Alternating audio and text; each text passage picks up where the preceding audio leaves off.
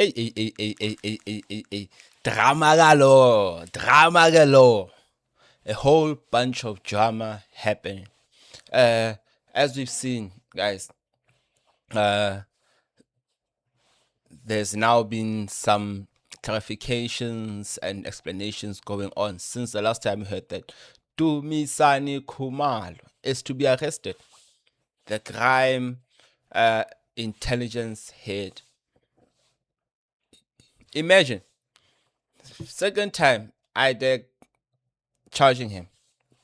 And in this instance, we actually just see IDEC trying to dispel these after it was trending for over a day at the time, or something along those lines. Whereas it's this press release that was taken out on the 18th of 2026. IDEC dispels reports on the arrest of crime intelligence head. The NPA's investigating directive against corruption takes note of media reports on the arrest of the head of crime intelligence, General Dumisani Khumalo. We wish to set the record straight that General Khumalo has not been arrested, nor has anyone else from crime intelligence. And these people, you must remember that they are trying to spin it because they do not.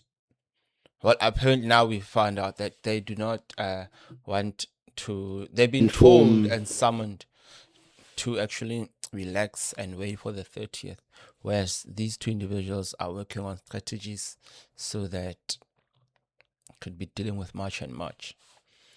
You can just wonder what they're dealing with. Maybe they tapping into their phones, they're working on something, who knows? Lieutenant General Khumalo. We didn't inform him when he was to be apprehended. He was informed what he was being apprehended for, that IDEC was in possession of J50 warrants of arrest. We asked that, well, the investigators asked that he kindly accompany them. Lieutenant General Khumalo was not placed in cuffs because he was returning from a trip and he was at the airport. It's a public place. One didn't seek to embarrass him. One merely sought to secure his attendance. And in fact, we did that for all of the other accused. They were called and told to please hand themselves over at the Brooklyn police station. These were senior members of the police who had been in their office. If we thought there was a risk that they could flee, one would have acted differently. But at the time, we didn't have a reasonable belief that that would happen. So when he was approached, there was no obstruction from himself. He got into the vehicle with the two IDEC investigators, and at all relevant times of that trip, even till it ended at the Brooklyn police station, his entire security entourage followed and knew where he was at all times. We did afford him that respect. We wanted to secure his attendance in court. That was the bottom line. One could have executed the warrant. We had a valid warrant. That was not the purpose of the exercise. The exercise was a method of securing his attendance together with the co-accused, and we treated all of them the same. So we didn't execute warrants on some and not on others. We called and asked them to hand themselves over. And well, this is exactly what's happened this time around, right? But also, you have to remember that since that was done, the very same officers have not been charged. Well, they've been charged, but the trial has not even started. We're not even seeing where all of this is going. What is the purpose of this from the beginning? What was the purpose of it from the word go? Because then we want to see what do they actually have? Can they start? Can they start and actually begin to be saying something so that we can actually hear what is it that the evidence that they have? Because their case just seems to be targeting them, and it makes us to begin to believe General Mkhwana's, because then gives up the thing that they are attacking the SAPS. Their mandate is not actually clear, because they should be dealing with state capture, but now they're dealing with HR matters. Now they're arresting Khumalo again. For what? We do not know. And it's going to be interesting to find out what is the reason they're charging Khumalo. Because, how are you causing a problem? These people. And now let's hear what the lawyer's got to say. I beg your pardon, General Khumalo as well as General Madondo. They were called earlier this afternoon around about 1 o'clock and instructed to surrender themselves for arrest and detention at the Brooklyn police station. They were informed that a warrant of arrest had been issued for the arrest. When they arrived here at 2:15, I also was present. IDEC was not here. They were then informed by a gentleman who called them, informing them that he's a chief investigator at IDEC. Further informed that they were not to be arrested today due to a decision or a call that came from senior management, the details of which you have somewhat alluded to. What do we understand about the nature of the charges that they were set to face before this intervention? No further particulars have been provided to them as to what the charge is. What is strange, though, is the fact that they were not afforded any opportunity to provide a statement of sort. Now, for a prosecutor to satisfy themselves that there is a prima facie case to be put on the roll, they must have afforded an accused person or their suspect an opportunity to provide a warning statement. No warning statements were obtained from both my clients. This decision has been made. I don't know how they arrived at the decision, but my clients are feeling prejudiced by IDEC repeatedly hurling them at police stations. You recall they were arrested with regards to another matter, both of them at the Pretoria police station. They are appearing at the Pretoria police station. The matter is due back, I think, on the 3rd of September this year for a decision from the national director. I'm one of the attorneys for one of the suspects or accused persons in that matter. And that's just maybe going around, like you say. It's now the second time IDEC is going after them. But I haven't seen any movement to actually see the veracity and of actually what they have. They just seem to be coming and coming after him, but we're not actually seeing what is coming out of all of this. And this whole decision of not arresting him because he's now busy with something that is actually planned coming to the end of the year, that is totally unacceptable. I don't want us to listen to Mr. Khanyago. It is really unacceptable because if somebody has done a crime, they should be arrested. They should be arrested. You do not need to be waiting and waiting for whenever you think it is now suitable for you to begin to arrest them. Like, why? When they've done something wrong, you should be arresting them immediately and then saving us from all the trouble, because then you deem them as a criminal or somebody that is not upright in society. But now higher ups calling and saying that don't charge him because of certain reasons. And in fact, it's for much and much. Yeah, it is for much and much. Let's just listen to one of these Bekitele's comments when it comes to IDEC. The husband of the head of the IDEC works in the CI, and they're not friends with Khumalo. Can already imagine, especially now that you see people like Feroz Khan look like they are going down, yeah? And they're not friends with Khumalo, and he works in the CI. That's my home girl. That is the head of what I would love to know. When this law came, you would know that there is a structure that oversees police. That is your iPad. You would know that there is a structure that oversees the Hawks. That is a Hawks Church. Who oversees IDEC?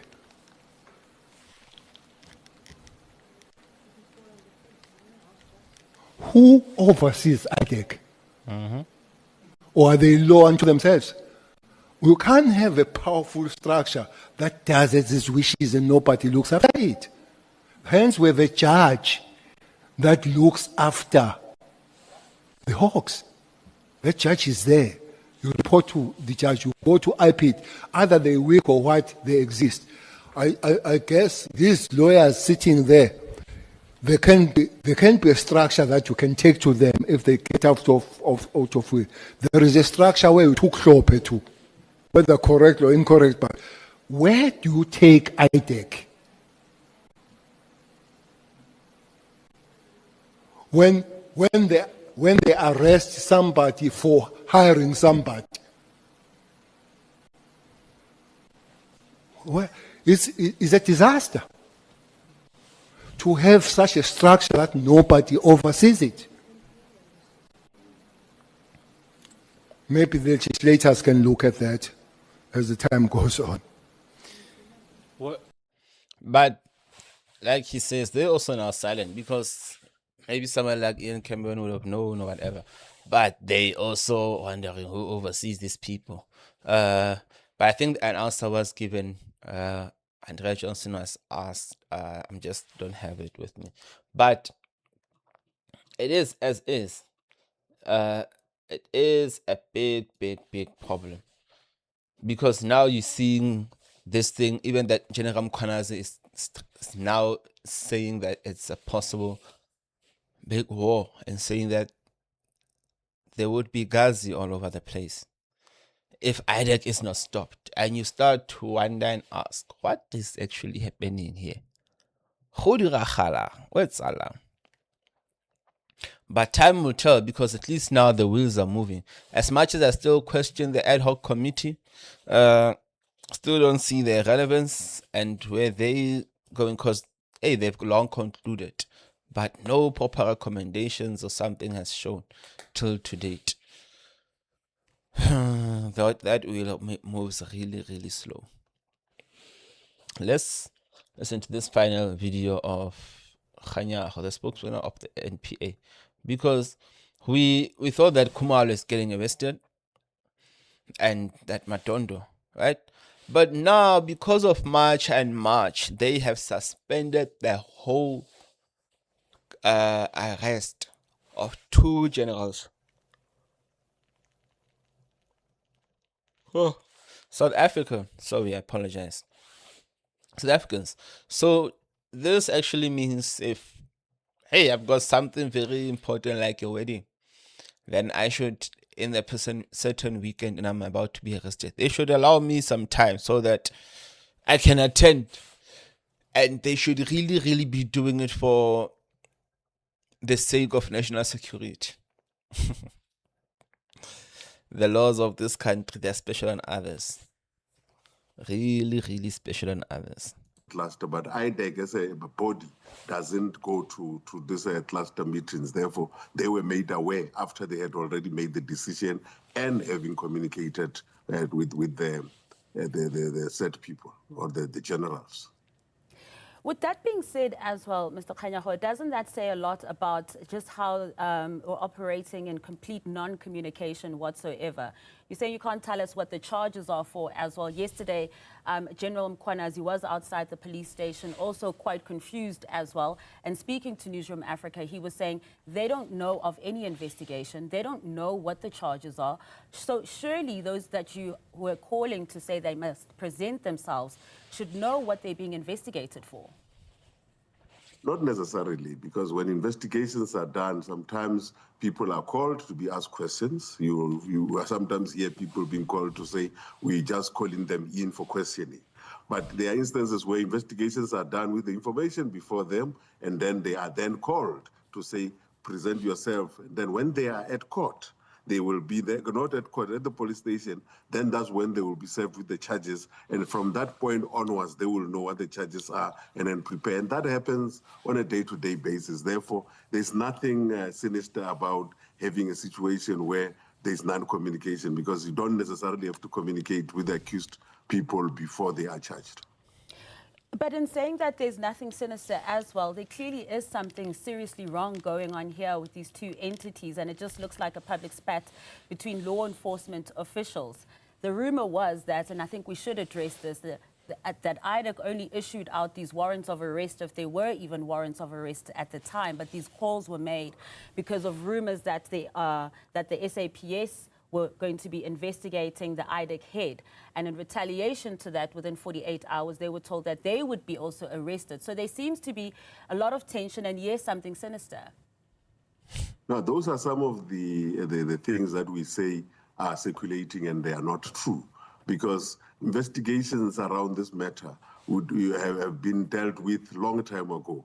You will remember when the IDEC head went to the ad hoc committee, she mentioned there in the public that there are matters that they are dealing with. They will not deal with them until the ad hoc committee has finalized its work, and then they will continue with them. Therefore, such kind of insinuations and untruthfulness cannot be left unchallenged, because there is no such a thing. We are not aware of any kind of animosity between the two parties. Here we are dealing with investigations, and if investigations are leading to you will then be asked to come and explain yourself in the court of law. And this is where this thing is happening. It has got nothing to do with whether somebody was going to be charged and there's a retaliation at any point. But if that's the case, you're dealing with an investigation, you're dealing with facts, as you're saying, and the person is now called into the police station, and then you're saying that, oh no, we'll actually postpone. But then, if the person has really done something, you should be actually capturing this person. You can't be actually now delaying because you want to satisfy certain interests or certain people, because now you're too afraid of losing the fight against March and March in this upcoming 30th June. That people have already now decided that this, for some reason, it is a shutdown. Whereas it's not that deep. It is not that deep. Just look at in Cape Town, where they deployed about 30 police vans for like 8 people. The police and their powers, these section whatever 9s and what, are just a joke these days, because they are making things even worse than they are. If this guy, Khumalo, has really done something wrong, you should be arresting them. There are a lot of police officers that could just step in and do that job. Why do you need to be stopping and not arresting people if they really did cry? This. And the question that General Mkhwanazi asked was that why would you pause or put an ice on justice? If you do have a legitimate case against General Khumalo, why are you then staying it? Why are you pausing it until post the 30th of June? Yeah, you can do that. That doesn't only start with them. It happens all the time. There are instances where you can call a person, for example, and say, you must come and present yourself today, and the person tells you that I'm not in the country, I'm out somewhere else. You will have to wait for that person and postpone. And what a weak explanation, because this person is not out of the country. He was there. He was there in Pitori. And they just said, you don't need to be presenting yourself anymore, because the high-ups there have taken a decision. On the implementation. Therefore, these things happen. It's not something that is alarming that happens. And in this particular instance, the interest of the country was put forward before this matter, because this matter will still continue after that interest of the country has been done. You say it's not alarming, but for many it has been alarming, considering that if there is, like I said, a legitimate case against them, you're saying it happens, people are maybe abroad, and then we have to postpone something. We know that General Khumalo is here. He's doing the work on the ground. So if there is... And just imagine, if the dates were to change and the people all of a sudden say, no, it is now not end of June, but now end of December. They're now going to wait for end of December. That's how foolish this NPA has become. That's just how foolish that they have become. Because now we are actually just looking at them in daylight, being afraid of march and engage, and whereas you can just engage these people and understand and have an understanding with them. There's nothing that deep. And police and the premier has already done this with some ministers as well. At least Pakela even tells them that what's there to discuss when they know what's supposed to be done. Just do it, Inje. You check. But General Khumalo, I'm very, very interested to see what they're charging him now for. Because it really seems that IDEC has always been gunning for him. And now they maybe might be able to catch him. I don't know. But IDEC has always been out for General Khumalo. We just have to see, South Africans, what the future has for us. But we are in trouble as a country because we really need to hope and wish that there's no turf war that's going to be happening between these people. Because how General Mkhwanazi described it really scared me. And I'm sure all of us don't want such in this country, where police, law enforcement are actually going at each other. Guys, please do like, share, subscribe. Definitely I'll see you on the next one. Abash.